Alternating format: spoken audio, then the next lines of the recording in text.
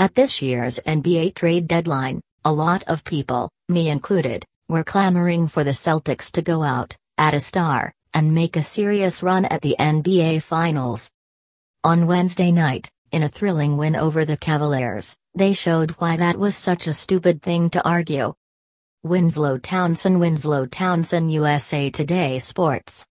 It wasn't just because the Celtics won, beating the Cavaliers 103-99 in a fun, back-and-forth game that saw over 20 lead changes. One game is one game, and bad teams beat good teams all the time. Rather, what I realized watching the game is that the Celtics are built in a way that inserting another star, especially at this juncture, may have messed with the entire thing they've spent all season building. And for the price they would have had to pay for Jimmy Butler or Paul George, what's the point of that? Tim Fuller, USA Today Sports. The Celtics aren't the Cavaliers, relying on two huge stars, LeBron James and Kyrie Irving, and one big star, Kevin Love, to do the bulk of the lifting. They've got Isaiah Thomas as a crunch-time ball handler, and after that, it's a lot of guys just doing a job. Marcus Smart is a whirling dervish, taking charges, fighting through screens, cutting hard to the basket, doing all the stuff coaches love that's hard to quantify for statisticians. Al Horford is a rebounding, defending, passing big. Jay Crowder is a sublime 3-and-D guy, who can make anyone work for a bucket.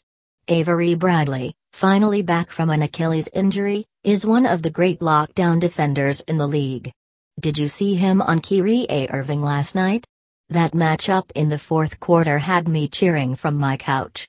It's rare to see a scorer that good go against a defender that good in a game that matters. Greg M. Cooper, USA Today Sports.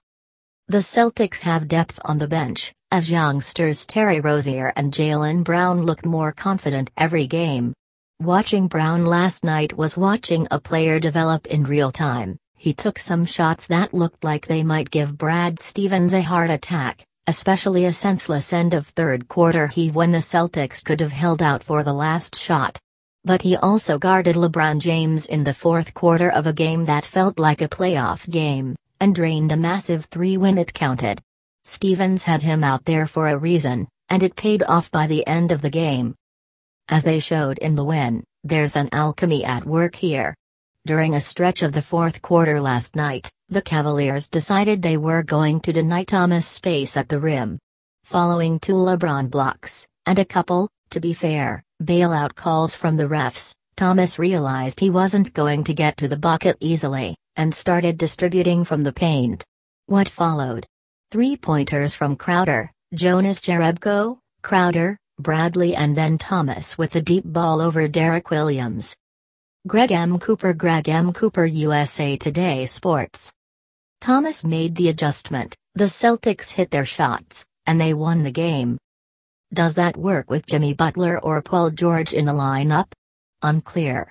If Thomas had gotten denied at the rim, the temptation would have been to go to that other star as a ball handler. Does he make those same adjustments Thomas made? It's hard to tell. Greg M. Cooper, USA Today Sports. And that's the main point, the Celtics just didn't know. They know what they have right now is working. They're second in the East and just beat LeBron in a massive, nationally televised showdown. They didn't know what would work with Butler or George.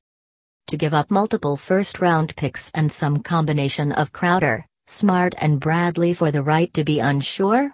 Especially in a year when LeBron and this Warriors team are still looming? That doesn't make any sense.